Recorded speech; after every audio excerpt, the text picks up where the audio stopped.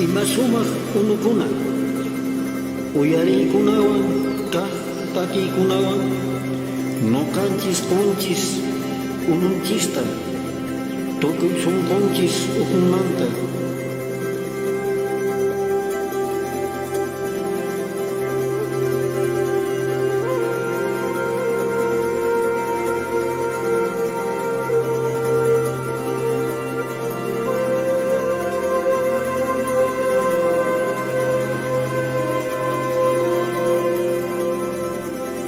Parawan kaq kawsaywan, ch'uya unu uqumanta, haqay hanaq pachakunapi, lamar quchakunapi, chaypin tarikun.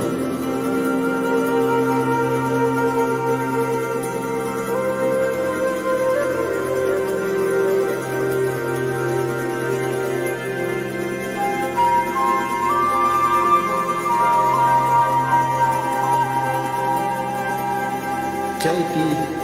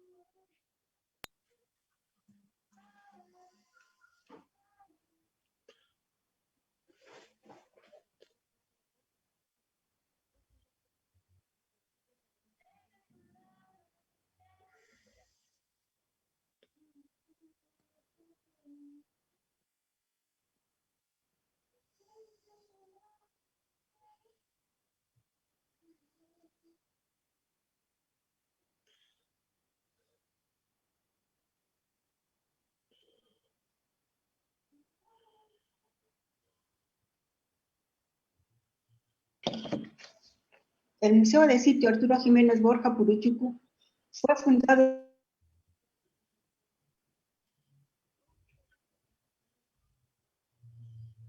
el 24 de diciembre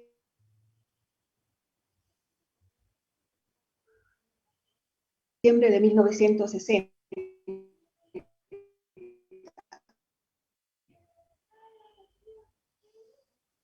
Fue un gran acontecimiento que a la inauguración asistió y estuvo presente el presidente integral del patrimonio arqueológico, como la Reserva del Museo del Sitio, así como es considerado como el primer museo de Puruchuco. La alternativa de un museo de sitio resulta fundamental de todas las propuestas de intervención sostenida en cualquier monumento de interés histórico. Además, Puruchuco muestra el gran potencial social y económico que el patrimonio arqueológico detenta, puesto al servicio de la comunidad, o como se diría hoy en día, como instrumento para el desarrollo y lucha contra la pobreza. A la fecha, nuestro país cuenta con una diversidad de museos de sitio,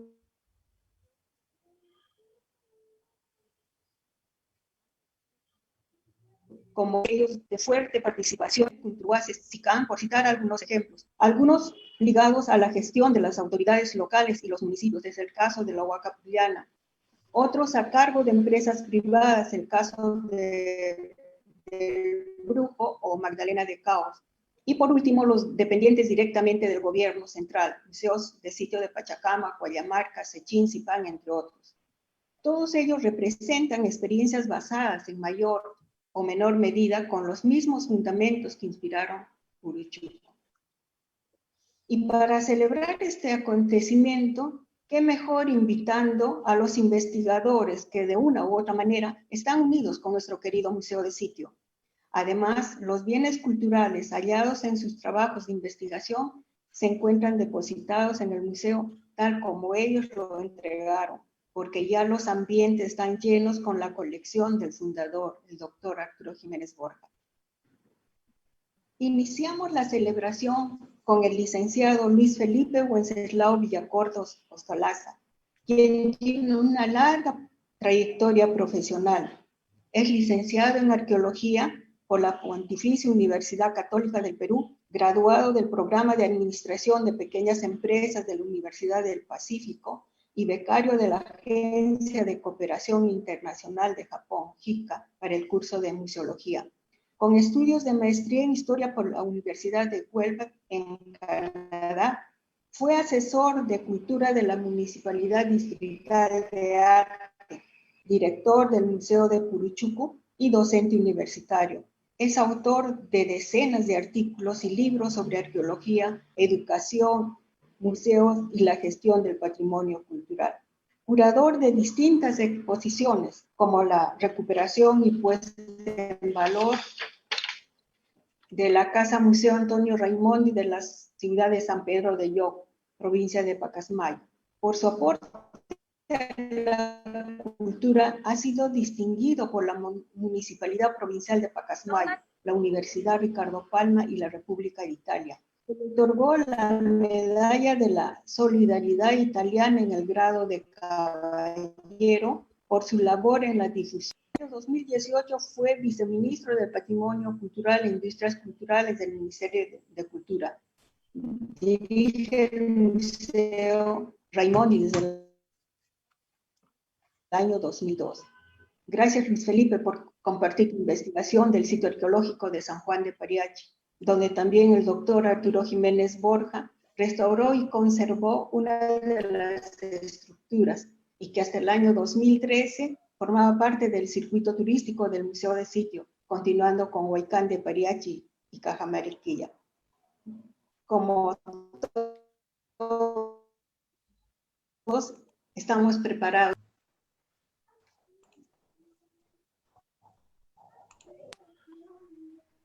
Muy buenas tardes. No sé si me escuchan. Quisiera tener una confirmación. ¿Sí? Correcto, muy amable. Gracias.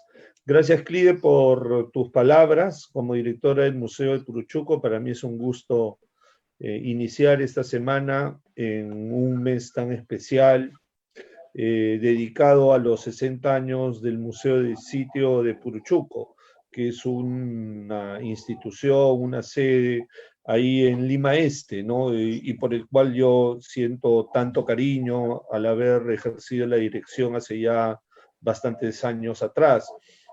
También gracias a esta oportunidad profesional tuve el placer de conocer y tener una amistad con Arturo Jiménez Borja los últimos años de su vida, que realmente me sirvieron para apreciar su don de gente y sus calidades de peruanista.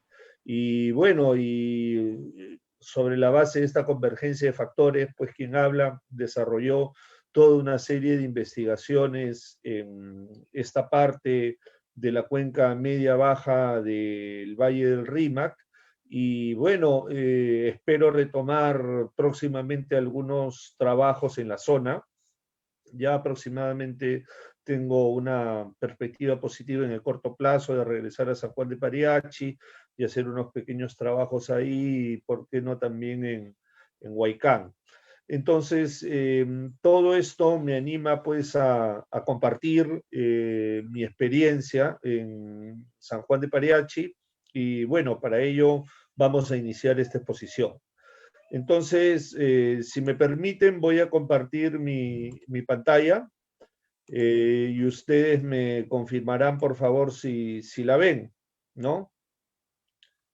Estamos ahí, creo, ¿no? Correcto. Entonces,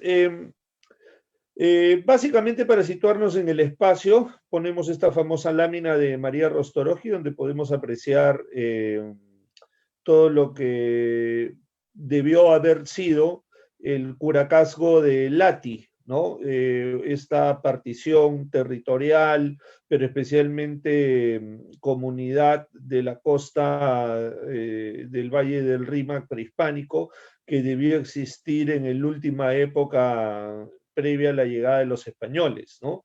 De acuerdo a la tesis de María Rostorovsky, estos curacazgos estaban principalmente vinculados a los trazos de los canales de los ríos, como todos sabemos, ¿no?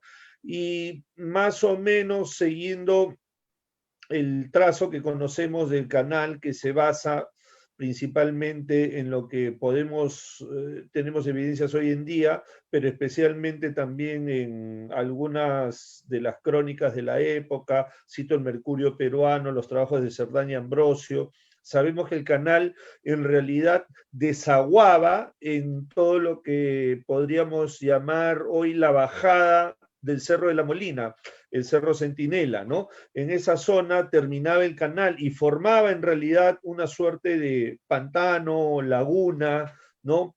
En lo que es actualmente la zona de la Molina Vieja. Posteriormente ese canal es desviado y ahora desagua en la famosa laguna cerca a la planicie, ¿no? Donde se alteró el curso de sus aguas, ¿no?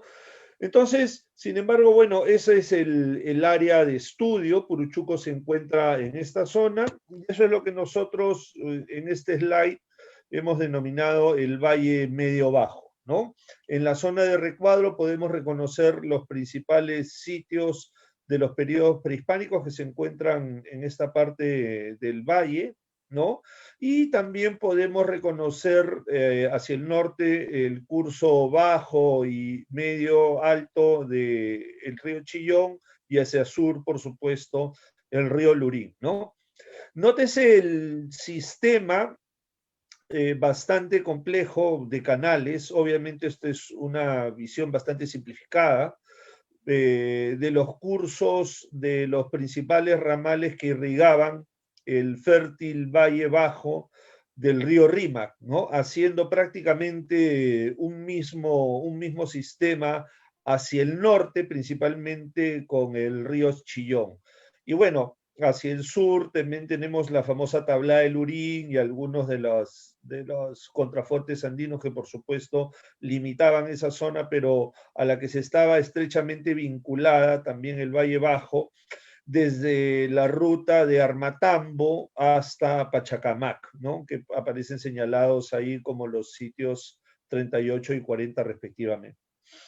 Entonces, ¿qué resulta interesante de esta parte del río Rímac, ¿no?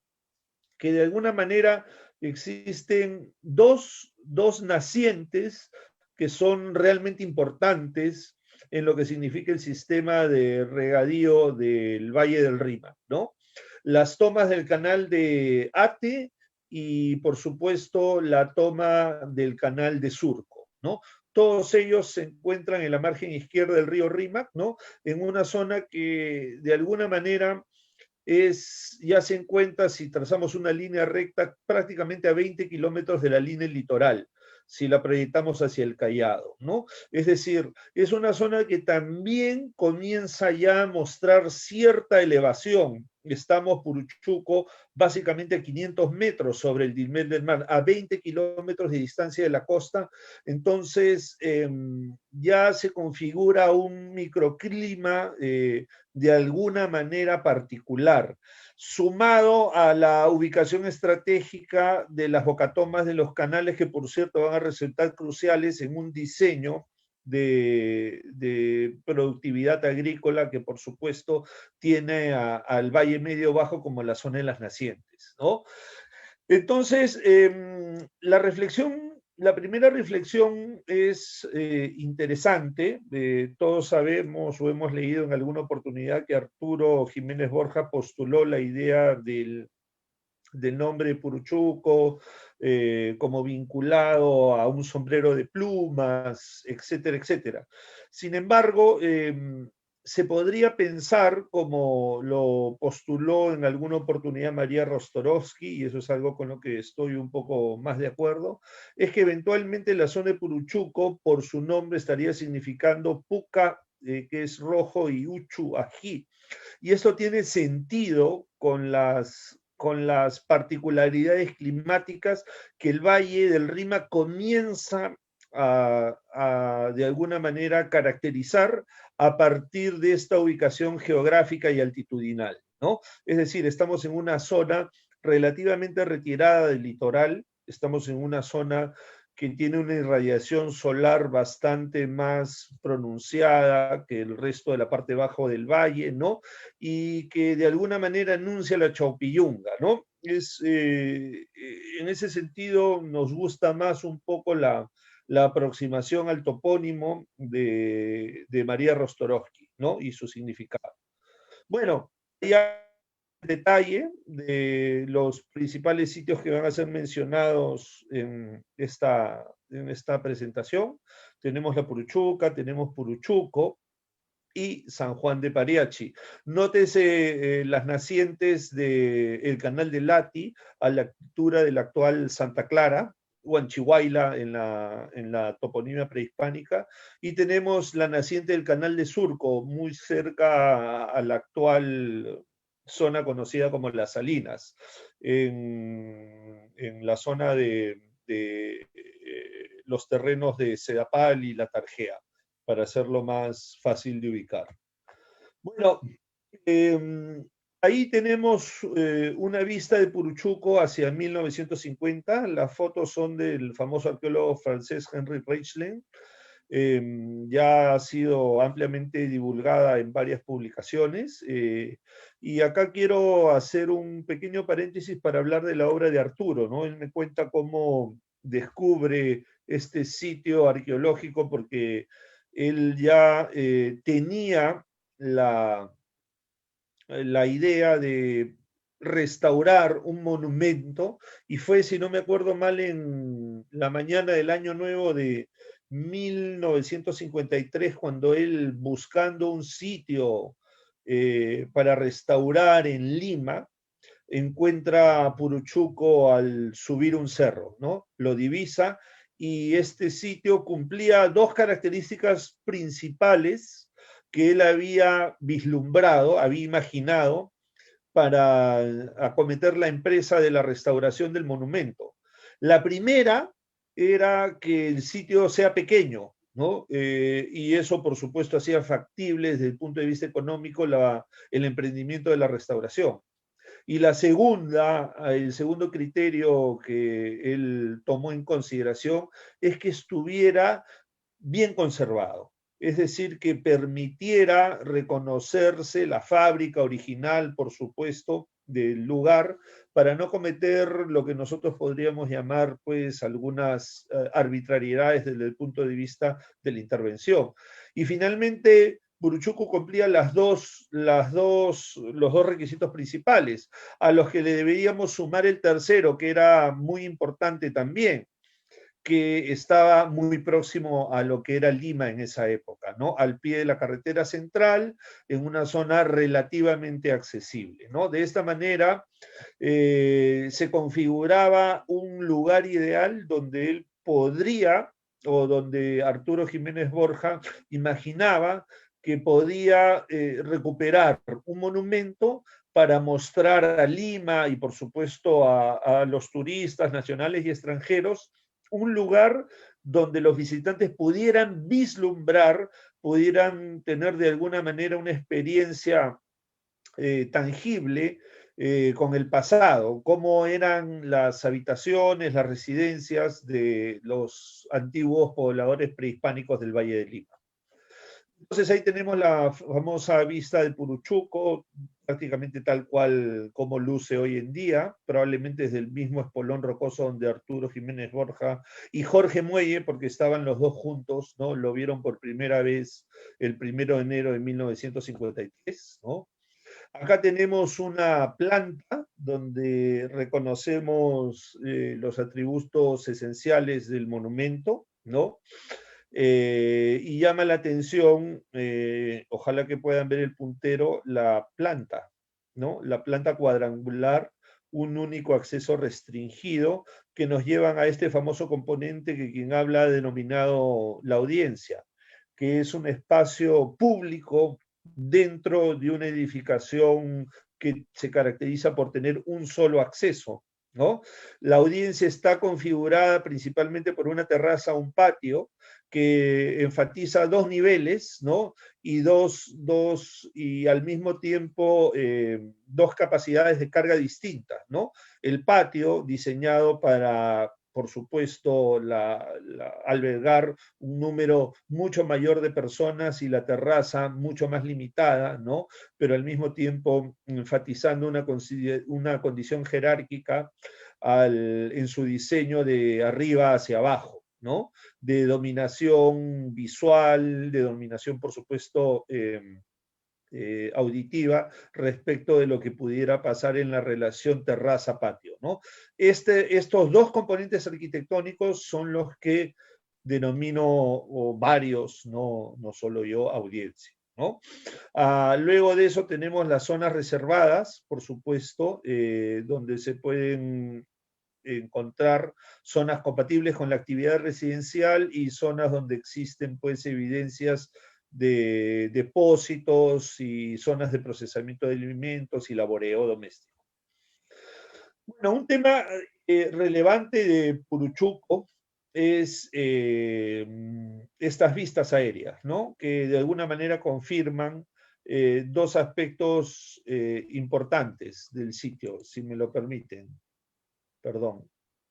El buen estado de conservación, el diseño principalmente inscrito dentro de un rectángulo cuadrado, vamos a decirlo una cancha inca, y los atributos pues típicos de la influencia inca en la zona. En este caso podemos reconocer claramente la portada de doble jamba, ¿no? Que nos da una idea del sitio. Acá yo ya lo he dicho, ¿no? En el slide previo del plano, donde podemos enfatizar el sustento de lo mencionado con los registros o los hallazgos que Arturo Jiménez Borja documenta durante el proceso de recuperación y restauración del sitio arqueológico de Puruchuco. Nótese hacia el noreste el colapso del muro perimétrico que cerraba el flanco de esta parte del sitio, resultado del canal de regadío y la humedad que de alguna manera transmitió, ¿no? Y que fue claramente el origen de este colapso, ¿no? Con todo, podemos reconocer los elementos distintivos y típicos de la arquitectura de Puruchuco en esta foto aérea del año 44, previo a la intervención de Arturo y el equipo de la Casa de la Cultura del Ministerio de Educación.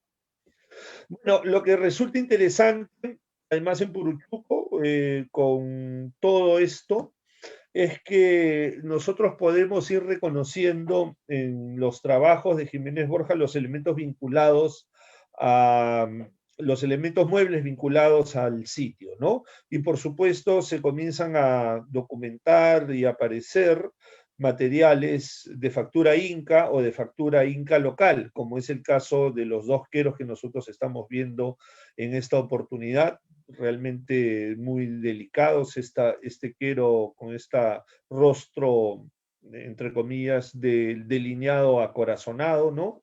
Es típico de la costa central, ¿no? Mientras que acá podemos reconocer que semeja pues las mazorcas de maíz, realmente muy delicado, ¿no? Otro rasgo realmente notable de Puruchuco fue, por cierto, el registro de un contexto de prácticamente 20 quipus aproximadamente que se encontraron vinculados a estas momias de las que después Guillermo Koch y sus trabajos a partir del año 98 hasta el 2002 en la zona de Huaquerones, justamente a la espalda de Puruchuco, evidenciaron momias de estas mismas características, ¿no? Todo lo que encontró Arturo Jiménez Borja en este hallazgo del año 56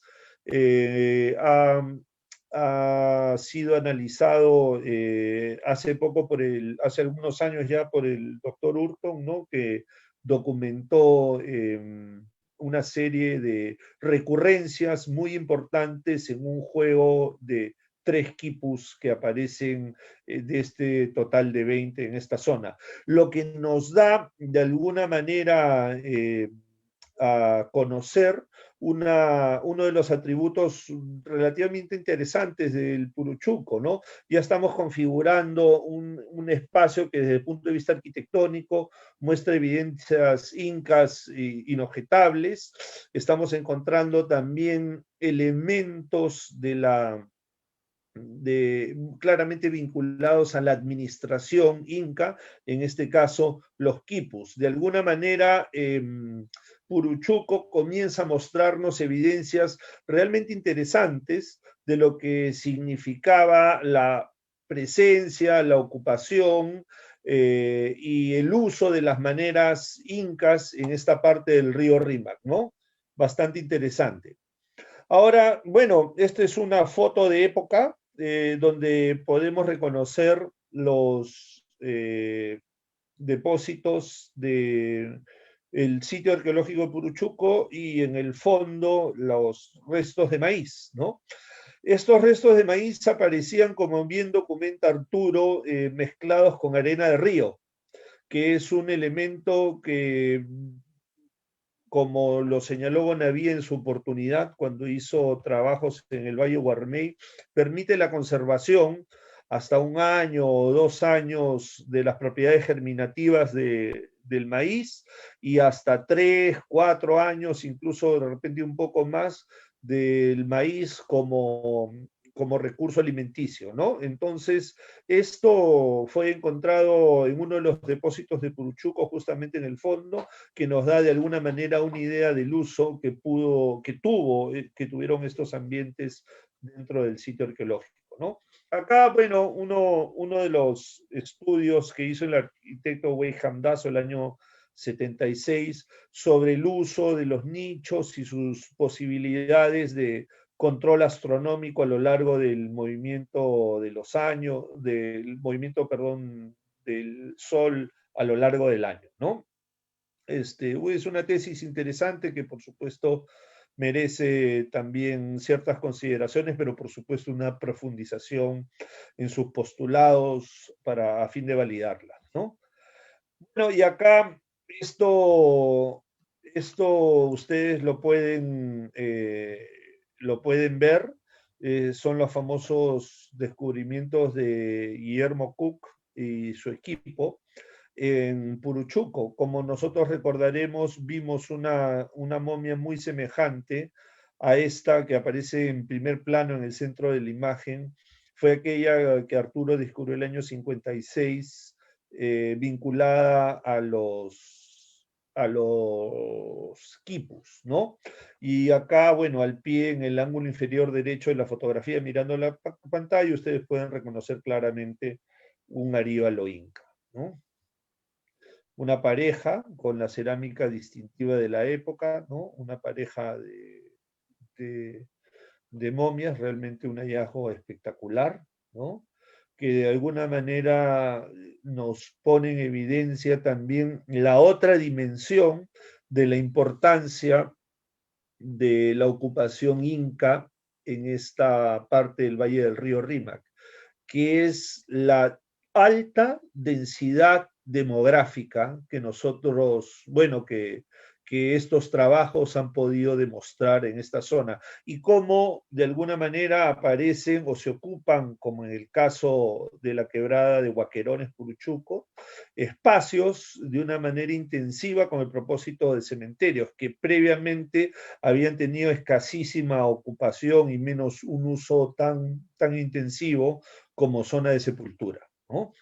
Ahora, otros antecedentes importantes o interesantes que debemos de considerar antes de entrar al análisis de mis trabajos en San Juan de Pariachi fue los trabajos que se hicieron el año 97 en la zona de la Puruchuca.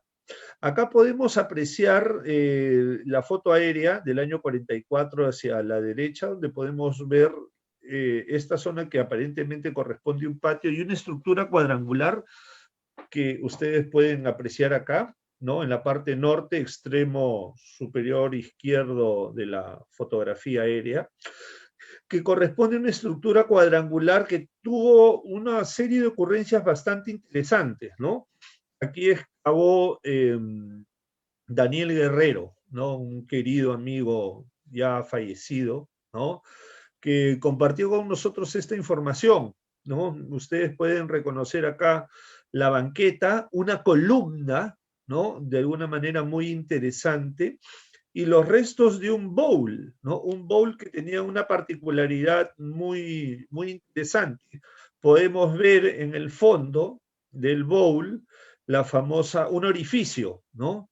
Y este bowl, todo así indicar, de acuerdo a las características del hallazgo, acá vemos una buena foto, ¿no? Que se acomodaba encima de esta columna de planta circular, que resulta realmente bien interesante si nosotros recordamos, por ejemplo, este famoso texto de Suidema, que habla del Ushnu, ¿no? Y de los objetos que estarían de alguna manera vinculados a la parafernalia adoratoria vinculada a esta instalación inca. Me refiero a la columna, que tendría propiedades fundamentalmente de medición y observación astronómica, ¿no? Más que observación, ajuste astronómico, ¿no? O de vinculación de los calendarios agrícolas locales con aquel imperial sobre la base de las sombras, etcétera, etcétera. Y el bowl, que era el espacio, pues, para vertir todas estas ofrendas líquidas que esta estructura aparentemente se encargaba de chupar, de succionar, ¿no? Un tema realmente muy interesante, ¿no? Ahí tenemos una reconstrucción 3D del bowl, y donde se puede apreciar, pues, lo que estamos indicando, ¿no? Aproximadamente se conserva cerca del 50% de esta pieza, que ya hemos restaurado. Bueno, ahora sí podemos hablar de San Juan de Pariachi, ¿no? Es un sitio que siempre me llamó la atención y que afortunadamente he tenido la oportunidad de excavar. Esta es una fotografía más o menos del año 52, 53, la tomó Duccio Bonavía, que me la prestó. Y aparece ahí un elemento, una estructura con rampa que siempre llamó mi atención, y creo de varias arqueólogos que estuvieron en este sitio, ¿no?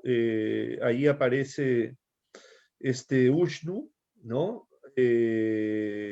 Y vemos también algunos registros de la intervención que hizo el doctor Jiménez Borja entre los años 60 y 63, ¿no?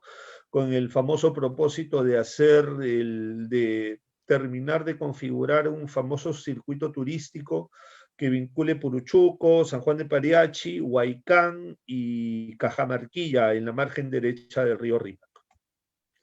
Ahora, lo interesante de los trabajos de Arturo en San Juan de Pariachi es que también comenzaron a mostrarnos material inca de excelente calidad, ¿no? Algunos hallazgos que ahí aparecen, ¿no? Cerámica realmente muy buena, ¿no? Totalmente distinta de aquella que nosotros acostumbramos reconocer o encontrar en otras partes del valle, ¿no? Y por supuesto también objetos de, digamos, una connotación ritual y digamos, cultural bastante especial, como estos bowls de metal, ¿no? Ya muy, muy conocidos, ¿no? Entonces, sin embargo, la arquitectura de San Juan de Pariachi es también sinónimo de ciertas peculiaridades, ¿no? Ahí tenemos la foto aérea del año 44, un delineado de las estructuras vinculadas al sitio, las curvas de nivel, y por supuesto quiero que noten esta parte en la derecha de la que vamos a hablar más adelante, que son justamente las terrazas, ¿no? Vinculadas al sitio. Entonces, desde nuestro punto de vista, y ya con una imagen un poquito más elaborada, podemos reconocer el conjunto arquitectónico número 1, o palacio número 1, y el 2. Este es el restaurado por Arturo y este está sin intervenir. Sin embargo, estamos reconociendo en la configuración de San Juan de Pariachi atributos arquitectónicos que tienen características recurrentes, y que de alguna manera nos ayudan a entender y permiten que podamos tener una apreciación un poco más certera de cómo debieron estar funcionando estos sitios en el contexto de su época, ¿no? Entonces, junto con las terrazas, podemos reconocer los silos o zonas de depósitos, y estos silos y zonas de depósitos en realidad están profusamente vinculadas también a manos de moler y batanes. En este caso, también fuera de esta zona que nosotros podríamos llamar silos y terrazas, ¿no? Pero inmediatamente contiguo a los palacios aparece toda una serie de arquitectura un poco caótica, si vamos a usar ese término, o desordenada, pero en realidad, más que ello, se trata de arquitectura simple, que está bastante, digamos, y por ese motivo bastante afectada, ¿no? Pero esperamos excavar pronto ahí, ¿no? Que de alguna manera define una zona que nosotros pensaríamos de servicio, ¿no? O vinculada estrechamente tanto a los procesamientos derivados de la zona de terrazas de silos como de las necesidades que se establecían desde los palacios, ¿no? O desde estas estructuras jerárquicamente superiores que hemos llamado conjuntos arquitectónicos, ¿no? Pero que creo que nos sentimos en confianza de denominar palacios, es un término al que vamos a llegar más adelante, ¿no? Ahí tenemos una imagen relativamente interesante de lo que significa el conjunto arquitectónico 2 de San Juan de Pariachi, su audiencia, e inmediatamente y encerrada en el círculo podemos reconocer la zona o el sector que hemos denominado Inca, ¿no? Donde existe un elemento distintivo que por supuesto es el Ushnu, que es esta estructura con rampa que podemos apreciar en la imagen que se está mostrando en este instante, ¿no? Ahí tenemos algunas perspectivas isométricas, ¿no? Y nótese, por favor, también otro rasgo muy interesante que hemos comprobado, que son estos recintos congastiales, ¿no? Que son absolutamente ajenos, por supuesto, a la arquitectura tradicional de los periodos tardíos del Valle del Rímac, pero que por supuesto, por el otro lado, son elementos indiscutibles, junto con supuesto por el Ushnu, de rasgos arquitectónicos de los cusqueños en esta zona del Rímac, ¿no? Ahí tenemos una vista interesante, ¿no? ¿Ven? Acá ya hemos hecho una restitución de los techos, que siempre permiten tener una perspectiva un poquito más asertiva de lo que eventualmente pudo haberse visto, ¿no? Y ahora vamos a hablar un poco de las excavaciones, ¿no? En mis épocas, hace 20 años, ¿no? Siempre existía la duda de cuál era la función de estas terrazas, ¿no? Sin embargo, ya Jiménez Borja y algunos historiadores y, por supuesto, colegas arqueólogos habían hablado de que estas terrazas serían básicamente espacios para secar, ¿no? Para secar la producción agrícola o los distintos cultivos agrícolas que por supuesto, prosperaban del otro lado del canal, al pie de estos sitios, en las zonas agrícolas vecinas. Entonces, es relativamente interesante este propósito, ¿no? Y en su oportunidad nosotros asumimos, digamos, la tarea de tratar de encontrar los elementos de comprobación que pudieran respaldar esto que decían los documentos y por supuesto algunos colegas arqueólogos e historiadores de la época, ¿no? Pero al mismo tiempo también diseñar una estrategia de excavación que nos permitiera esclarecer cuál es el propósito de esta instalación inca acá, en San Juan de Pariachi, ¿no? Toda vez que Puruchuco es un sitio bastante pequeño, pero con una fuerte presencia inca, como acabamos de ver en esta revisión de los antecedentes, ¿no? Que sin embargo se encuentra muy próximo, ¿no? Entonces, todo eso, por supuesto, como se imaginarán, llamó nuestra atención. Entonces hubo este doble diseño de cómo asumir el propósito de la excavación en San Juan de Pariachi. Y se hicieron las excavaciones en el sector inca y las excavaciones en las terrazas. Entonces, estas son las famosas terrazas, es una vista panorámica, afortunadamente, el sitio se conserva tal cual hasta el día de hoy, ¿no? Es un sitio muy, muy importante, muy interesante, ¿no? Y encontrar este nivel de conservación, perdón, en un espacio de la capital con tanta presión urbana, es ciertamente privilegiado, ¿no? Entonces, en ese sentido hay que felicitar al Ministerio de Cultura y por supuesto, el Museo de Puruchuco por su preocupación permanente en haber dotado estos sitios de vigilancia. Bueno, y acá tenemos ya pues las vistas de las excavaciones, ¿no? Entonces, cuando se hicieron las excavaciones en San Juan de Pariachi, en el sector de las terrazas, fue cuando nosotros las asumimos con una, digamos, con un propósito o con una expectativa limitada a nivel macrobotánico, porque claramente no veíamos, no encontrábamos evidencias en superficie que pudieran darnos alguna indicación de lo que eventualmente pudo haber ocurrido en estas superficies, ¿no? Las excavaciones comprobaron nuestras sospechas porque finalmente se encontró muy poco material, casi nada, ¿no? A nivel de restos macrobotánicos. Entonces, fue realmente muy limitada, ¿no? Entonces, eso, ahí tenemos algunas vistas, algunos dibujos, ¿no? Tierra amarilla, pisonados, ¿no? Ahí pueden reconocer y ver algunos de los trabajos que se hicieron, ¿no? Pero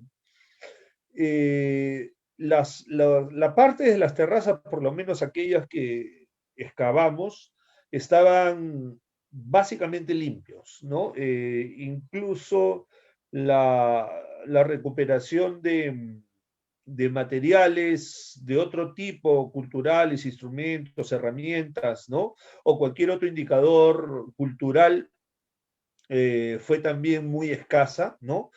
Con lo que, digamos, no encontrábamos lo que nosotros podríamos denominar la aproximación científica correcta para tratar de esclarecer desde este ángulo macro la probable función de esas terrazas, ¿no?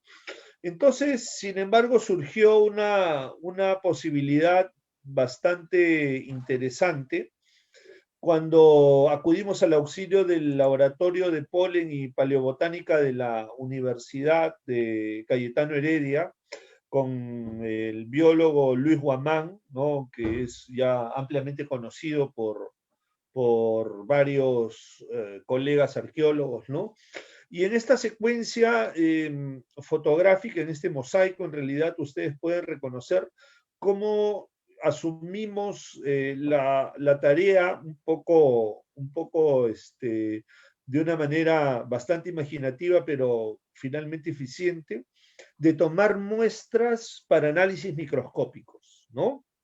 Y fue como aparece en la fotografía, ¿no? Con tubos de PVC, se perforaba la superficie, después se recuperaba. Luego de esta recuperación, por supuesto, se rotulaba todo y en el laboratorio se comenzaba a abrir, ¿no? Para que Luis proceda, pues, con los análisis de polen.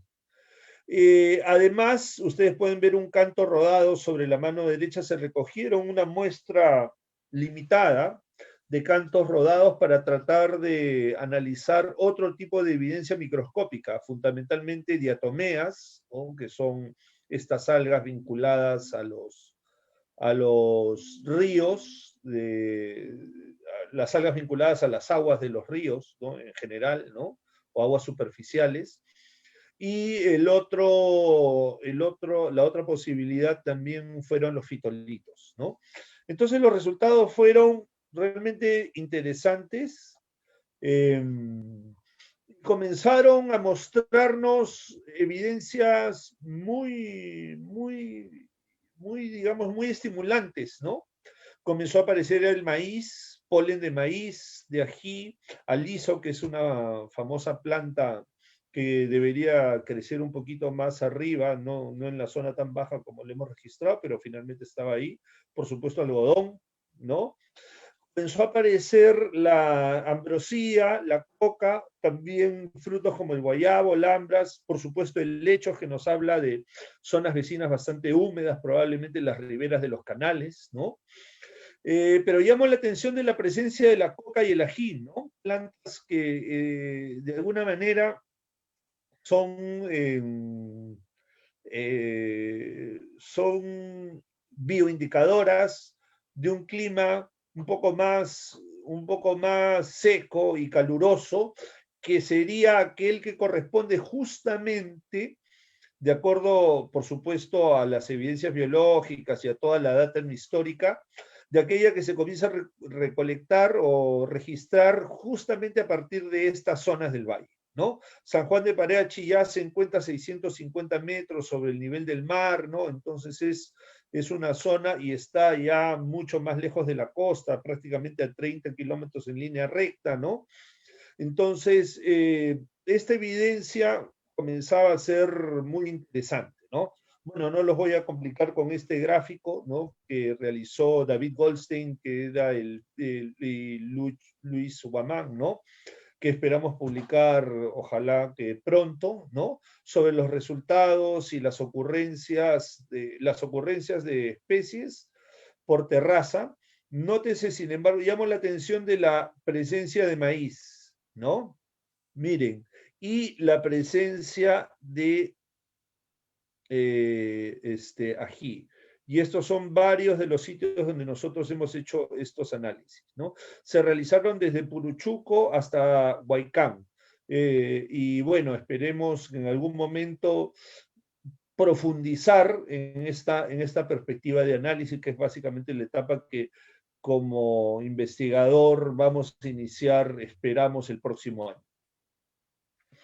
Ahora podemos trasladarnos un poco al sector Inca, donde se realizaron las excavaciones, como ustedes pueden apreciar, en San Juan de Parachi, en el sector Inca, ¿no? Acá podemos reconocer las excavaciones en el patio y, por supuesto, en el nivel superior o de la plataforma principal de Lush, ¿no? Bueno, acá, disculpen, acá podemos ver las manos de moler, los silos, ¿no? Detrás del sector, detrás del Palacio 2, ¿no? Y en esta oportunidad también algunos de los hallazgos que ya hicimos en la parte superior de la plataforma o del Lushnu, donde se excavó esta unidad, ¿no? Que ustedes pueden reconocer, encontramos algunas ollas de ofrendas, ¿no? Muy interesantes. Y también acá podemos ver los fitolitos y las diatomeas, ¿no? ¿Qué significa esto? Fitolitos y diatomeas de maíz principalmente, ¿no? Almidones vinculados a estas vasijas que se encontraron en el Lushnu, fuera de él, ¿no? Entonces, lo que resulta interesante y al mismo tiempo esperable, ¿no? Dada, por supuesto, las características culturales del área donde estamos trabajando, ¿no? Es la ocurrencia de maíz y diatomeas, ¿no? Vinculadas a las manos de moler, ¿no? Entonces, ¿qué significa eso? Que se está moliendo el maíz con estos elementos líticos, ¿no? Y al mismo tiempo también hay la presencia de agua, ¿no? Evidenciada pues en la presencia de las diatomeas en todo este proceso, ¿no? que además culmina, por supuesto, en el proceso de fermentación comprobado a partir de almidones de maíz, frijol, incluso de camote o yuca, ¿no? Como ustedes pueden apreciar en estas imágenes recuperadas de las muestras de las vasijas. Entonces, tenemos restos de polen de las terrazas de maíz, de proceso de secado de maíz, de ají. Tenemos al mismo tiempo manos de moler que tienen diatomeas y fitolitos de maíz, de frijol, ¿no?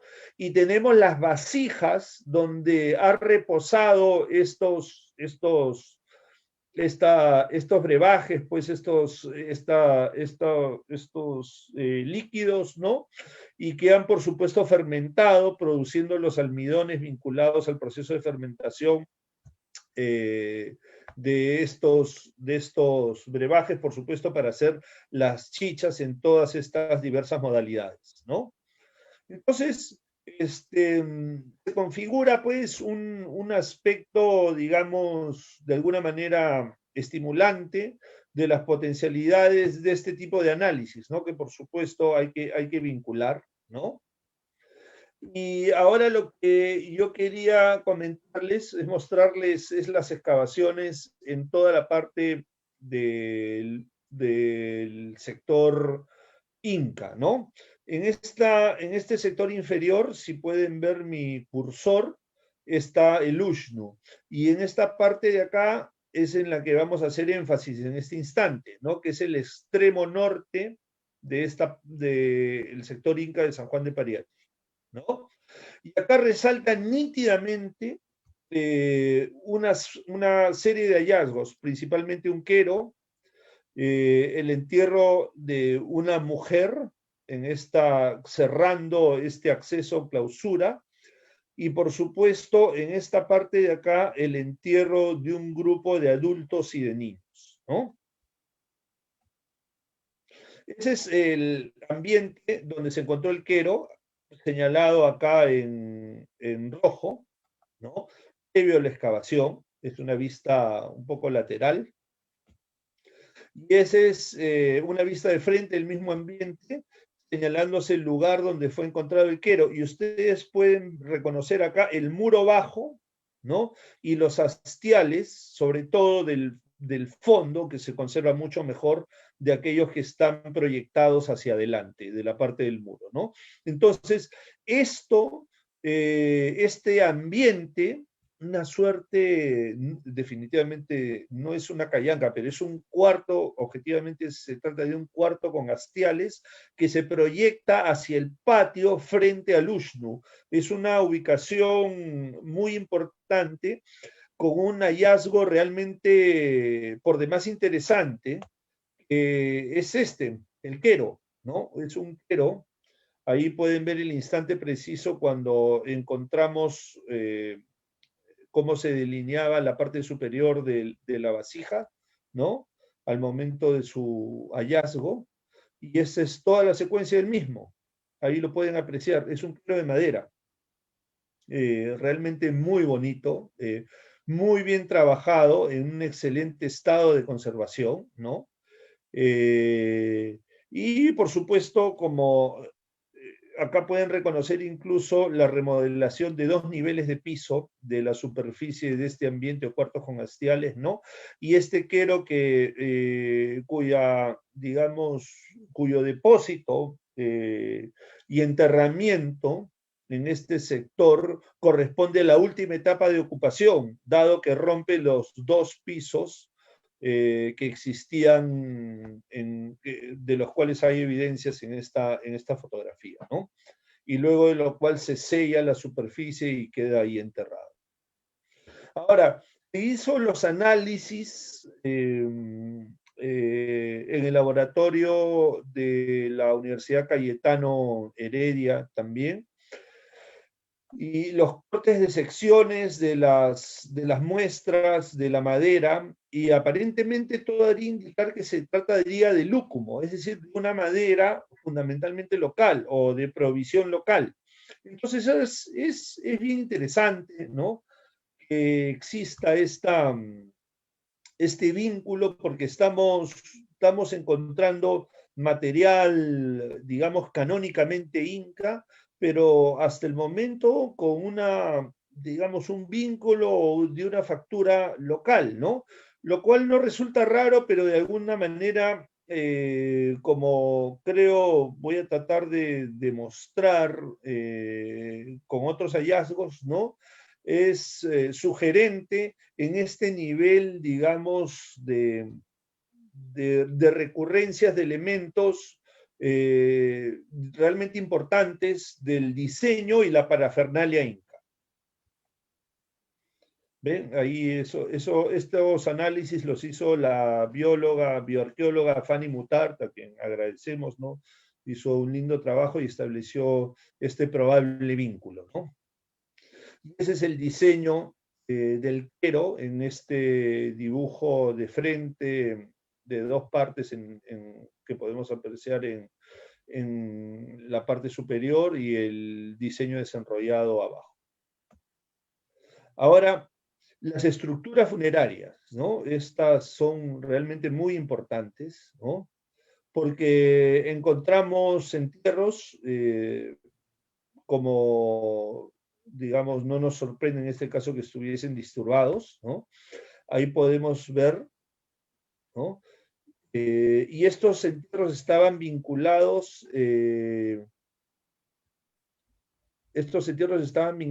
por supuesto, a estas estructuras en una zona realmente muy próxima al patio y al lush, ¿no? Ahí pueden ver.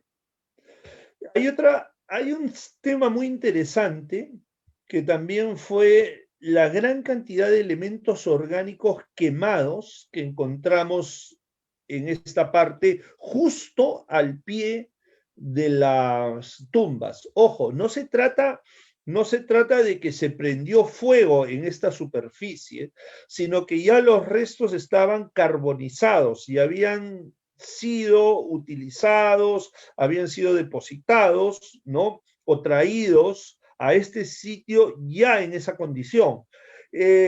Claramente habían granos de maíz, habían hojas de coca, ¿no? Y otros elementos interesantes, ¿no? Que también próximamente vamos a fotografiar y publicar acompañando la próxima publicación de los hallazgos de San Juan de Pariachi. Lo interesante es la estrecha distancia, la escasa distancia entre el sector funerario, estas ofrendas quemadas, ¿no? Carbonizadas de restos vegetales importantes, maíz, hojas de coca, etcétera, ¿no? Y la proximidad del cuarto con hastiales donde se encontró el quero, ¿no? Todo esto configura pues un ambiente de alguna manera tentador para la interpretación arqueológica, ¿no? Realmente bastante interesante y con muchas potencialidades interpretativas, como repito, ¿no? Esperemos continuar con nuestros trabajos próximamente en este sitio, ¿no? Ahora, estos entierros se trataban principalmente de dos hombres de 25 a 30 años de edad, ¿no? Uno de los cuales tenía la típica fractura de paro, ¿no? De cúbito, como pueden apreciar en la imagen, ¿no? Muy bien curada. Y la otra tenía tres individuos, dos adultos que eran una mujer, otro determinado, otro indeterminado y un infante de 1 a 3 años, ¿no? Ahora, otro tema, ahora sí nos estamos trasladando al Ushnu, ¿no? Y en el Ushnu tenemos las excavaciones que se realizaron en la plataforma superior, que es el área que ustedes pueden reconocer delineada en rojo en la imagen. Esta es una vista frontal del Ushnu, realmente es una estructura espectacular, básicamente por su estado de conservación, ¿no? Sorprendente estado de conservación. Incluso si siguen el cursor pueden reconocer los escalonados en los extremos de la plataforma y por supuesto la rampa central, ¿no? Que conduce directamente de la superficie a la plaza o la plazoleta que se encuentra al frente de la misma y hacia el fondo, ¿no? Colindante con el muro perimétrico que define el patio del conjunto arquitectónico 2, ¿no? O Palacio 2 de San Juan de Pariachi, ¿no? Se nota claramente que el Uxnu ha sido adosado a este palacio, es decir, que este muro existía previamente a la construcción del Uxnu.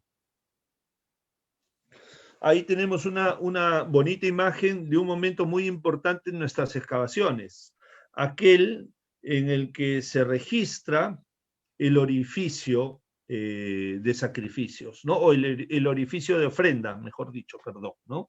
Que estaba sellado con una piedra y un pedazo de lana, como ustedes pueden apreciar en la imagen, ¿no? Este orificio estaba perfectamente alineado, ¿no? Como ustedes pueden ver siguiendo el cursor con la rampa, exactamente en el cruce imaginario de las diagonales que vinculan los ángulos de la plataforma superior del Uxnu, ¿no? Realmente fue un descubrimiento espectacular, que nos motivó muchísimo, y ahí está para que lo vean todos, ¿no? En este espacio, según, por supuesto, las crónicas y demás elementos que todos conocemos, ¿no? Era donde se ofrendaban las ofrendas líquidas, ¿no? A las deidades incas, ¿no? Ahí tenemos una linda vista, el sector, el lugar de la libación ritual del edificio. Y otro aspecto relevante es que realizamos una unidad de excavación en la parte superior del Uxnu, donde documentamos, donde se puede apreciar acá en estos dibujos, ¿no? Una ofrenda lítica. Una ofrenda lítica que de la cual existen varios ejemplos en Lima, e incluso en la literatura. Tello encontró en sus excavaciones en Pachacamac una pieza parecida, ¿no?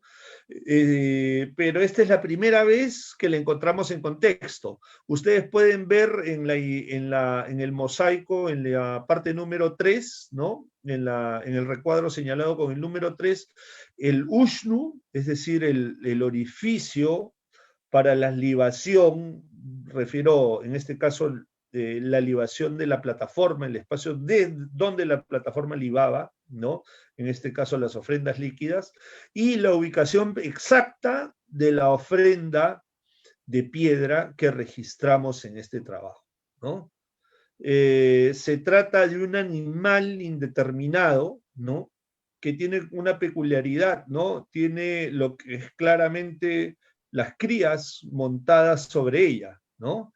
Y aparece en el número de 9. Este número de 9 es recurrente en otras piezas semejantes del Valle del Rímac, idénticas, ¿no? El único animal del que tenemos conocimiento que lleva sus crías montadas encima es la zarigüeya, ¿no? Pero no conozco otra especie que tenga esa conducta, ¿no? Ahí tienen unas imágenes en detalle de la piedra y el dibujo de la misma de San Juan de Pariachi. Y acá tenemos un set de 3 piedras muy parecidas, ¿no? Dos piedras muy parecidas, ¿no? La de San Juan de Pariachi, que es la de la derecha, y la de la izquierda corresponde a una colección privada, ¿no? Ahora, se hizo el análisis geomorfológico de las fuentes de estas piedras y también se comprobó que es absolutamente local, ¿no? Que esto corresponde a una diorita y que tiene una fuente muy conocida en el Valle Medio del Rímac. Entonces, es también claramente de manufactura local. Ahí podemos ver algunas imágenes que de alguna manera podrían recordarnos algo parecido, pero en realidad no nada más allá de un parecido en este caso, ¿no? Bueno, y siguiendo las excavaciones en la plataforma superior del Luxno de San Juan de Pariachi, encontramos una ofrenda muy interesante, ¿no? En ese sector, en la esquina derecha, como se puede ver en la imagen previa y en el dibujo acá encerrado en rojo, se trata de un molde para vertir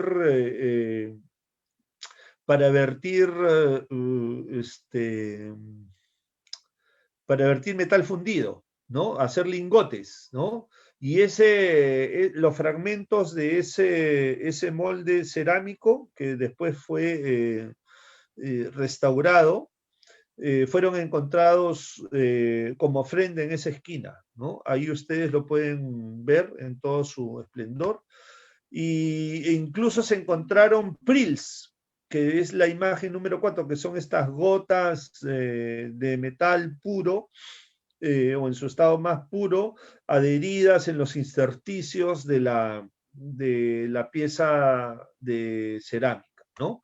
Se hizo el análisis, ¿no?, de fluorescencia de rayos X y obviamente se encontró que tenemos principalmente cobre, ¿no? Que el componente principal de esta aleación o de estos metales, cuando se irradió el molde de cerámica, correspondían principalmente a cobre, ¿no?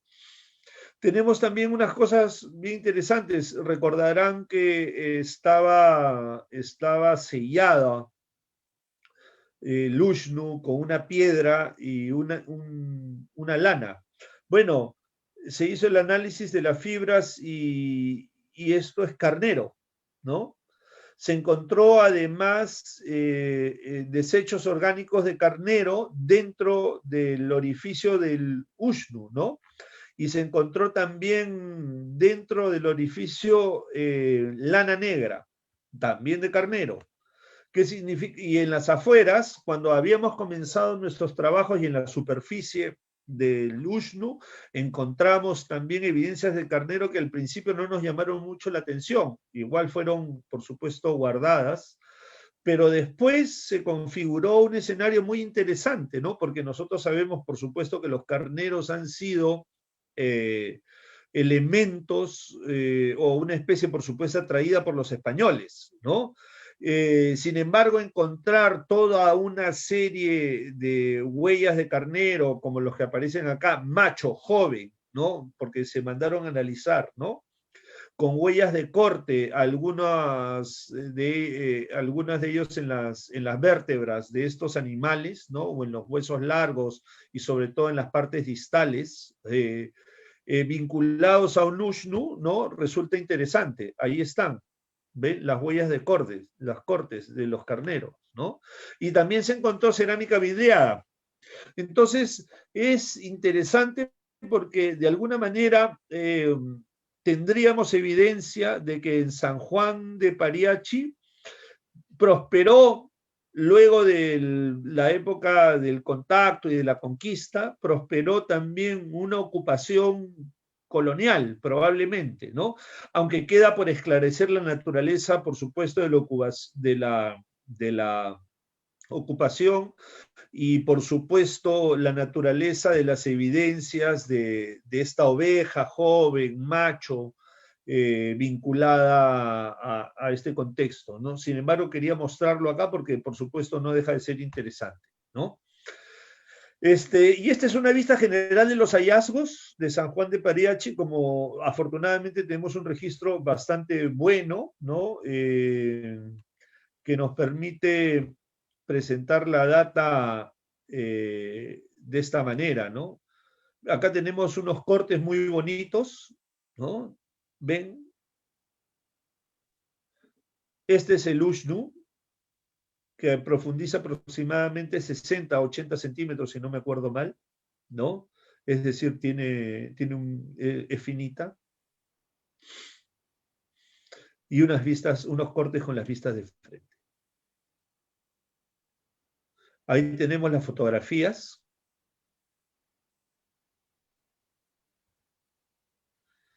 Ven la progresión de norte a sur. Vamos avanzando. Ahí hay una persona para que ustedes sepan la escala. Y este es un cuadro de resumen de los principales hallazgos, ¿no? De lo que se encontró en San Juan de Pariachi. Es una bonita imagen de cierre. Y bueno, y básicamente para terminar, quisiera mencionar que en San Juan de Pariachi encontramos pues toda esta serie de elementos que realmente nos hablan de una ocupación inca importante, nos hablan de una incorporación de los elementos de la parafernalia inca, al mismo tiempo relevante, pero absolutamente incorporados a la cadena productiva local, ¿no? Lo que no deja, por supuesto, de llamar la atención en estos niveles de reproducción, porque de alguna manera estamos familiarizados hasta cierto punto, y eso puede ser también, por otra parte, una limitación de registro, pero estamos familiarizados, por supuesto, a la fábrica local de los elementos muebles, ¿no? Pero este vínculo de estos elementos, de alguna manera tan visibles de la parafernalia del ritual inca, y al mismo tiempo de una manera de construcción y asimilación de los elementos de la arquitectura inca y sus instalaciones, vinculados al mismo tiempo también a la arquitectura del poder local, resultan bastante relevantes, ¿no? Y resultan a la vez motivadoras de las posibilidades y las potencialidades de la interpretación como base de la profundización de las mismas, ¿no? Entonces, ¿qué es lo que quisiera yo básicamente mencionar? Que a futuro, este año, estamos regresando a San Juan de Pariachi a hacer un levantamiento realmente exhaustivo del sitio, digamos, con las últimas tecnologías, una precisión submilimétrica. Pero, ¿por qué? Porque queremos volver, pero sobre la base de un diseño que profundice en la parte del uso y tratar de esclarecer el uso de las terrazas, de los silos, de los elementos vinculados que son principalmente las manos de moler, y tratar de esclarecer si efectivamente, como todo indicaría, ¿no?, están los tres vinculados a una cadena operativa, a una misma cadena de procesamiento operativo, ¿no? Es decir, ¿qué elementos estarían, digamos, procesándose? ¿Cuál sería, digamos, el destino? ¿Cuál sería la manera como estos elementos agrícolas se están procesando?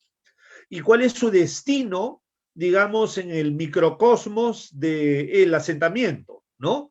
Y por supuesto, si podemos, por quiénes estarían siendo consumidos, y especialmente en qué espacios de San Juan de Pariachi. Porque de alguna manera lo que nosotros estamos pensando, que lo hemos escrito y mencionado en algunos artículos, ¿no?, y que creo que coincide también con algunas apreciaciones de otros colegas, es que lo que nosotros estamos viendo en San Juan de Pariachi es la arquitectura de la reciprocidad y la redistribución, fundamentalmente en una clara condición, por supuesto, asimétrica, ¿no?, pero vinculado a esa dinámica de las capacidades productivas de los grupos locales, ¿no? Que esa capacidad productiva de los grupos locales al mismo tiempo pudo haber sido potenciada por los incas, dados básicamente dos condicionamientos, ¿no? El primero es la altísima productividad agrícola de un valle tan potente como el Rímac, y al mismo tiempo también el incremento poblacional, eventualmente también resultado del traslado de grupos foráneos a la zona. No lo sabemos, ¿no? Las crónicas no son tan claras en la presencia de grupos foráneos en el Valle del Rímac, pero sí lo hablan, por supuesto, por ejemplo, para el Valle de Chillón, ¿no?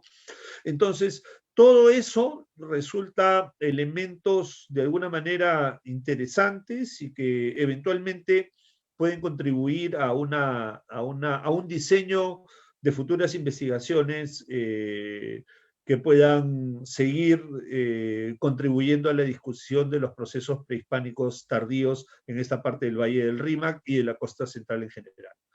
Creo que ese sería todo mi aporte, Clide. Muchísimas gracias.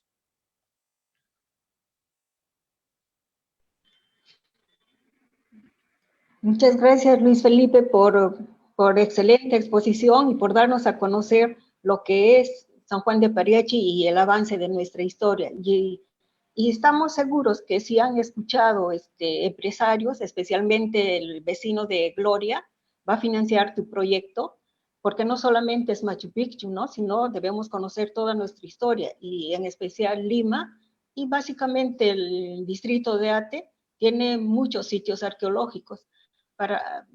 Y una de las cosas que también quiero decirte es de que cuando se hizo la conservación de fardos funerarios del museo, se ha determinado el exterior de las sogas en forma de triángulo, es básicamente utilizado por personas o comunidades de la zona este, mientras de la zona más o menos rinconada, La Molina, La Puruchuco, y los que están para el lado de Cajamarquilla son en forma cuadrada, ¿no? Y también tenemos actividades del intercambio de semillas. Como has encontrado semillas, sería bueno también revalorar esas formas ancestrales de ofrendas, ¿no? Entonces, ahora hay un montón de preguntas que te las voy a leer. Gracias.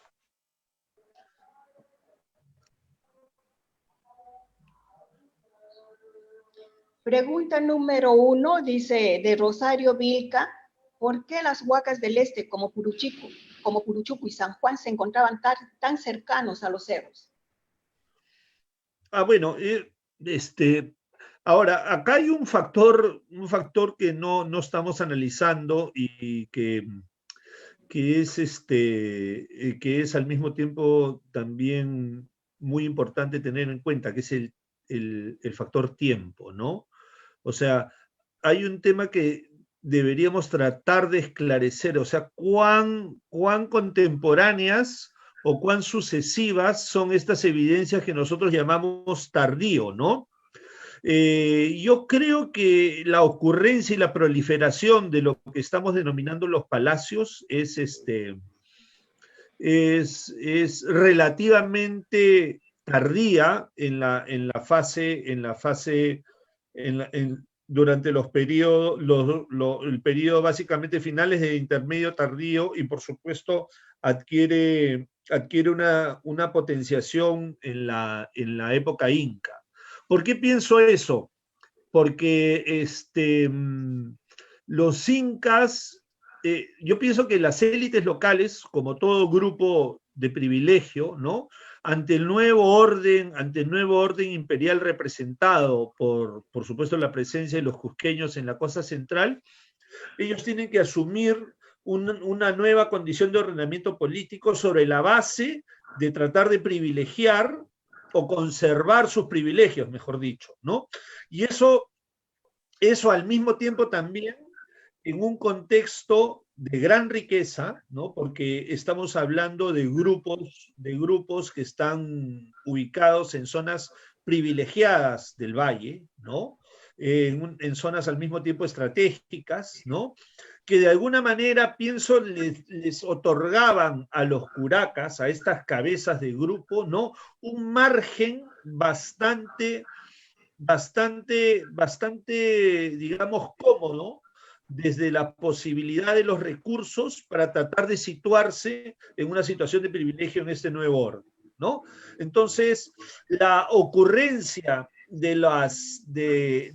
digamos, de los sitios arqueológicos tardíos en las márgenes de los cerros es básicamente, digamos, para tratar de aprovechar al máximo las posibilidades agrícolas de los terrenos circundantes, ¿no?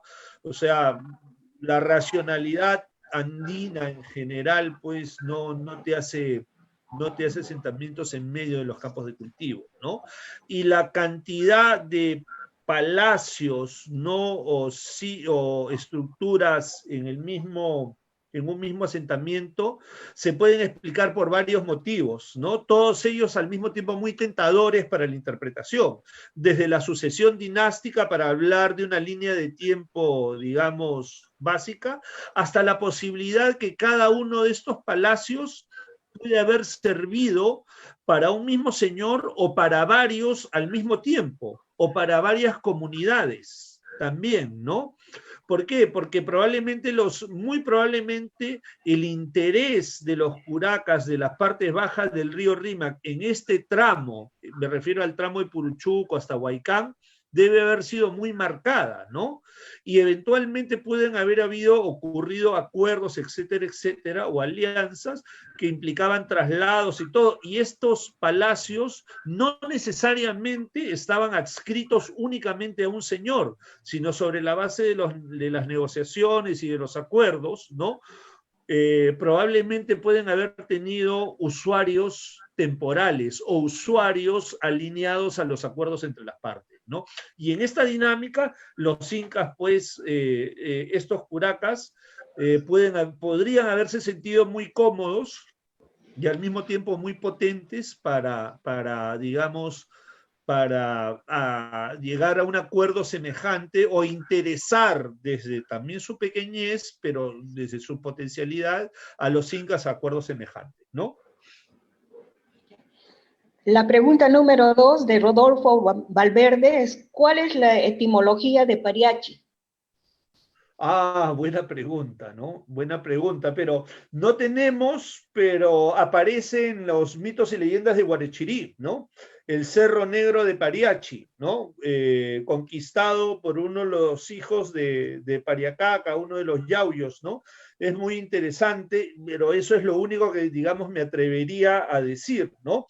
Pero al estar, digamos, o al ser narrada esta palabra de esta manera, sin decir que San Juan de Pariachi es la zona, acordémonos que tenemos Huaycán, 3, 4 kilómetros más arriba, ¿no? Pero probablemente nos está hablando de una frontera, ¿no? De las famosas fronteras que, por supuesto, no son estáticas, ¿no? Pero estos hitos naturales que sirvieron de fronteras en una zona que siempre estuvo en permanente disputa entre los yungas de la costa y los yauyos de la vertiente occidental de los Andes, que justamente es la Chopiyunga, ¿no? Entonces, eso es lo interesante de la zona geográfica donde nos estamos moviendo. Pregunta número 3 de Aarón Serna. ¿Existe una relación directa entre Puruchuco, San Juan y Huaycán de Pariachi? ¿Se podría definir cuál de todos esos palacios tuvo mayor preponderancia? Claro, creo que va un poco en línea con la primera respuesta. Yo creo que acá vamos a utilizar una palabra de moda, ¿no? Hay un juego de tronos, ¿no? En la costa central en esta parte del Rímac al momento de la llegada de los incas, ¿no? Y es un juego de tronos que, entre comillas, se fundamenta en las potencialidades de cada uno de los curacas de esta parte del Rímac, de los que ellos representan y de los que pueden ofrecer a los incas en el nuevo ordenamiento que ellos representan, ¿no? Eso digamos, justificaría varias cosas, ¿no?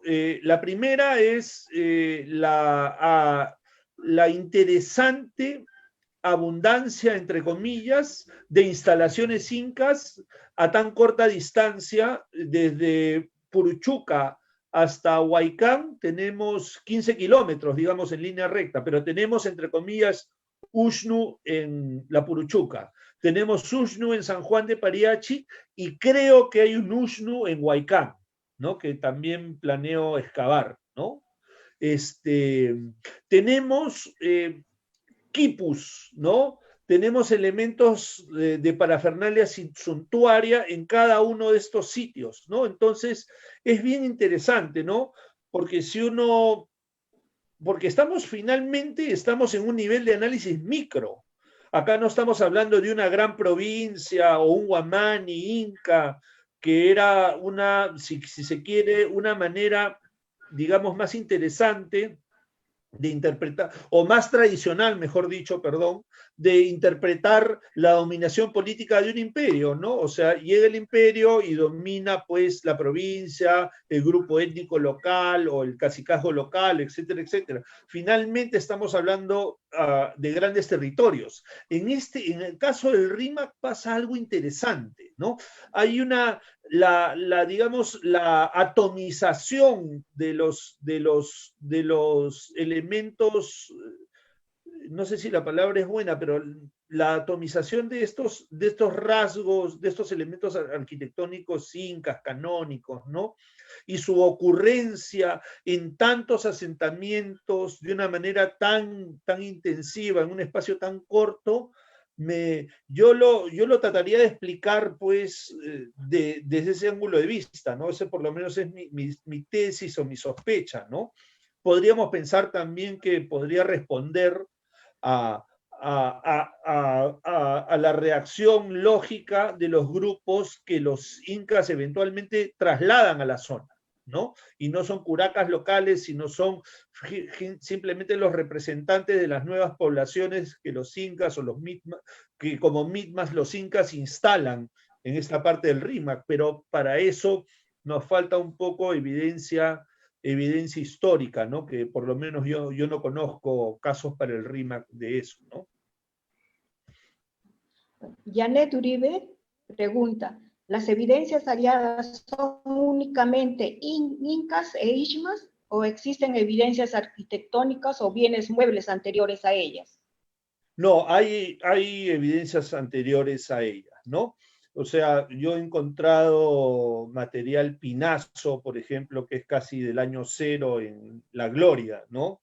En Puruchoco existe, Clides, nosotros hemos estado ahí en los jardines, ahí caminamos y encontramos material pinazo también, ¿no? En los cerros vecinos, etcétera, etcétera, ¿no?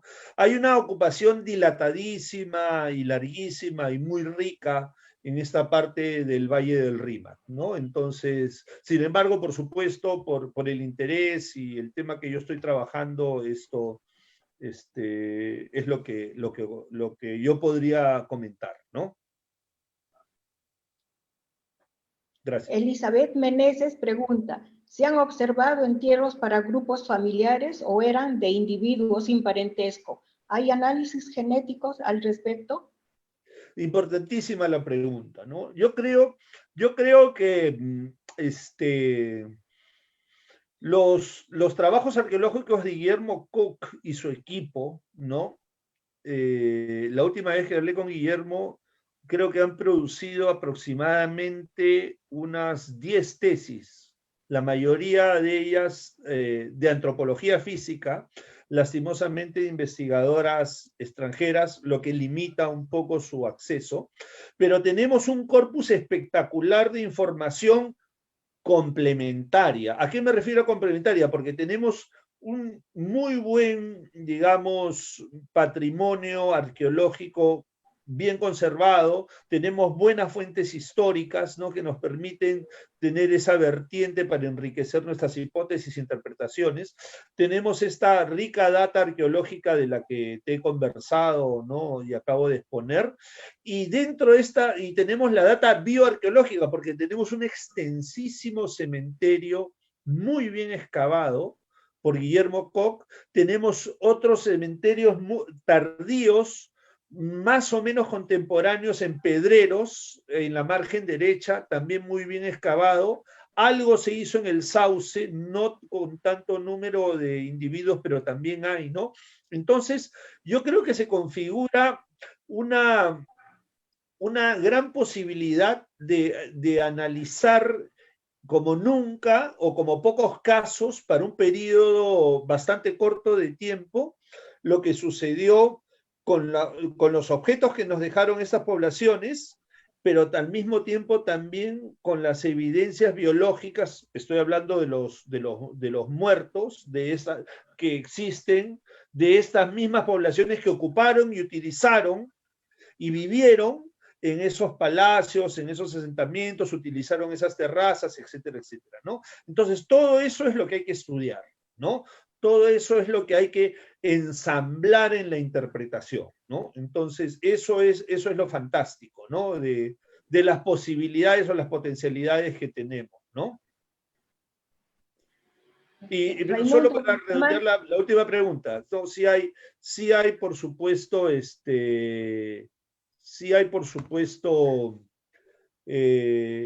entierros aislados, pero también al mismo tiempo hay entierros grupales, ¿no? De los que yo vi en los trabajos de Huaquerones y algo de lo que vi también en los trabajos de Daniel Guerrero en Pedreros, y también, ¿verdad? Nos estamos olvidando de Rinconada, Clide, ¿no? Que tú y yo conocemos muy bien, ¿no? Raimundo Bustamante pregunta, ¿el Usno era simbólico? ¿Su rampa estaba dirigida a un Apu o al sol? Ya, esa es una muy buena pregunta, ¿no? Yo he quedado, ojalá, no sé si me está escuchando acá con mi buen amigo José Luis Pino, que es un especialista en arqueoastronomía, ¿no? En estar en San Juan de Pariachi, ahora que se nos acerca el solsticio de verano, ¿no? Acá en el hemisferio sur. Entonces espero estar ahí, pero yo diría que sí hay una consideración astronómica en el caso de San Juan de Pariachi, ¿no? Si nosotros, lo primero que todo el mundo confundía cuando iba a San Juan de Pariachi es que esa plataforma era una pirámide con rampa rara, ¿no? En mis épocas, ¿no? Estamos hablando del 95, 96, antes, entre comillas, que quien habla diga que eso es un Ushnu, ¿no? Porque antes, hasta donde yo he podido reconocer, nadie había dicho eso, ¿no? Entonces, pero lo interesante de San Juan de Pariachi es que está orientado, las pirámides con rampa siempre están al norte, al norte, al norte. Esta rampa rara está orientada hacia el oeste, ¿no? Hacia el poniente. Entonces es interesante y yo diría que yo apostaría, pero no tengo evidencia de que sí podría haber razonablemente una consideración astronómica. Linda Turrialba pregunta, ¿en el interior del palacio restaurado se puede designar una función específica, así como las que se establecen en el de Puruchucu, área residencial, pública, etcétera? Sí, yo creo que estos edificios funcionan de la misma manera, todos, ¿no? Lo que yo llamo palacios, ¿no?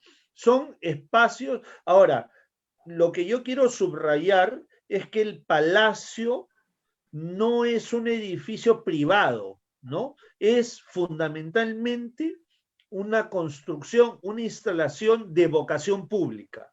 ¿Por qué? Porque el palacio centraliza toda la toma, en ese lugar se centralizan todo el tema de toma de decisiones respecto del devenir de la comunidad, ¿no?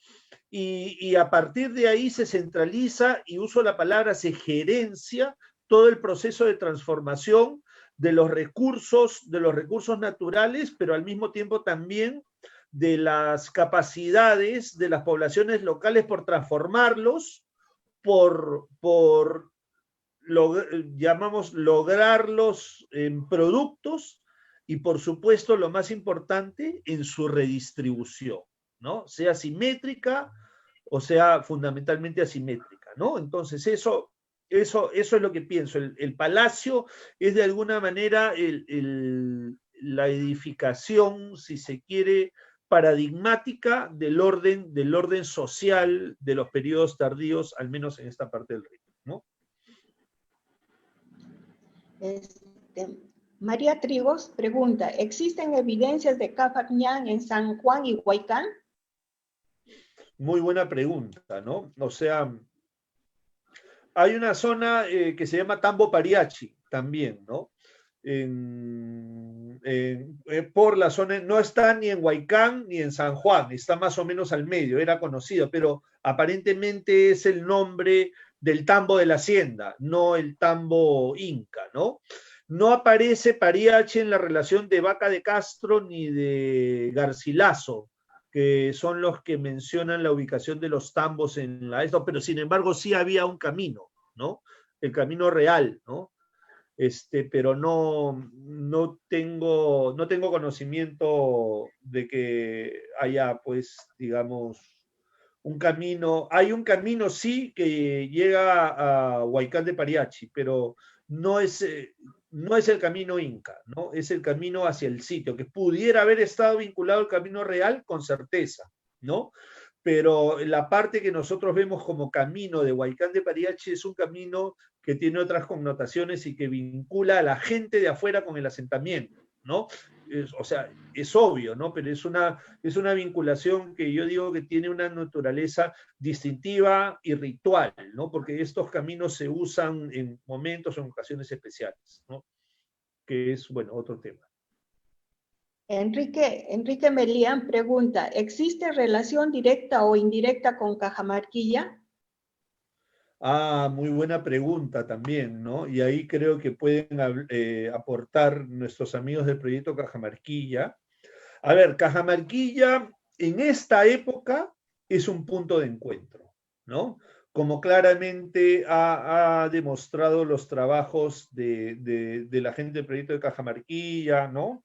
Donde se ha encontrado enterrada incluso soldadesca de Guarochirí, soldadesca inca, ¿no? Reconocida por las prendas y por el corte de pelo. Muy interesante, ¿no? Es un trabajo que hizo nuestra común amiga Patricia Landa, ¿no? Mari Carmen Vega, ¿no?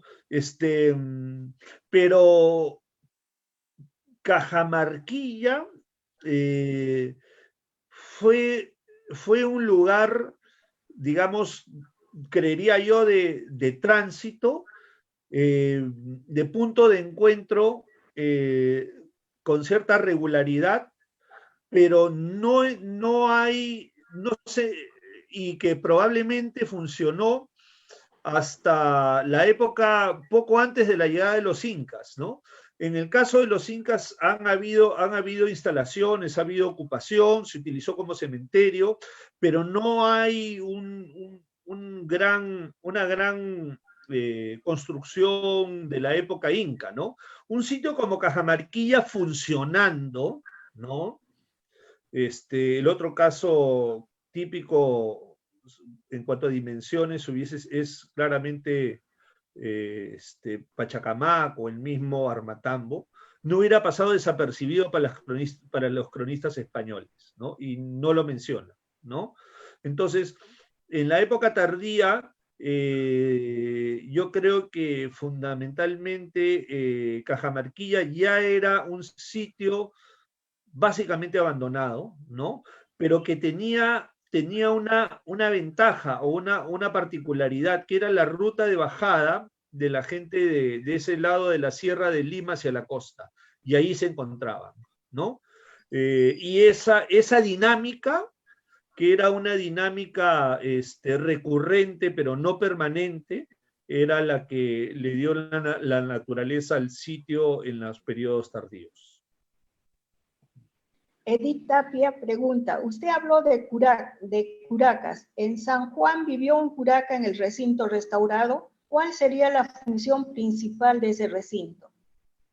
Bueno, yo creo que estas son instalaciones que obviamente administraron los curacas, ¿no? O los líderes étnicos locales, ¿no? Entonces, ahí vivían, yo creo que no de manera permanente, sino que iban rotando probablemente de palacio en palacio, dependiendo de las demandas o de los acuerdos o de los usos de los terrenos y de los acuerdos para que las poblaciones usufructen esos terrenos, que es lo más importante del rol de representación y de compromiso del curaca, ¿no? Entonces, esa es un poco mi visión sobre el tema, ¿no? Y la función era básicamente administrar la producción y al mismo tiempo las fuerzas productivas de la localidad, y todo ese proceso de transformación ocurrían en estos palacios y las instalaciones contiguas, ¿no? Como ya he explicado. La última pregunta de Franco de Rodríguez.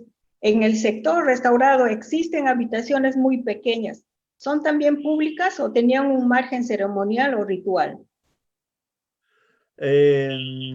Sí, pues buena pregunta, ¿no? O sea, estos ambientes pequeños siempre han resultado todo un reto para la interpretación, ¿no? No me arriesgaría en realidad a esbozar una opinión concluyente, ¿no? Dejémoslo ahí, ¿no? No quiero meter la pata, ¿no? Muchas gracias. Muchas gracias, Luis Felipe, por tu participación. Y les invitamos al próximo viernes, y también está invitado para el mes de diciembre, hemos invitado a Guillermo Koch para que también nos dé sus conferencias. Y el día de mañana, el Canal 7 va a hacer un reportaje sobre el Museo de Puruchuco a las 5 de la tarde en Museo Sin Límites. Les invitamos. Y también les esperamos el próximo viernes a la misma hora. Muchas gracias. Gracias, Luis Felipe. Muchas gracias, Clide. Quiero solo para cerrar mi participación, estoy muy agradecido por tu invitación, ¿no? Por estos años de amistad, y además tú sabes que yo llevo a Puruchuco en el corazón, ¿no? O sea, y la memoria de Arturo, ¿no? De una persona tan buena a quien tú también conociste y cultivaste una amistad como yo. Entonces, es realmente una gran oportunidad, no solo recordar la importancia que desempeña Puruchuco como el centro cultural de Lima Este, ¿no? Sino al mismo tiempo también la labor pionera que realizó Arturo Jiménez Borja para la gestión del patrimonio arqueológico de nuestro país, y que Puruchuco resulta en ese caso emblemática, ¿no? Sobre todo un saludo a Arturo allá donde se encuentra con los apus, ¿no? Y muchas gracias, y que larga vida Puruchuco. Muchas gracias. Gracias.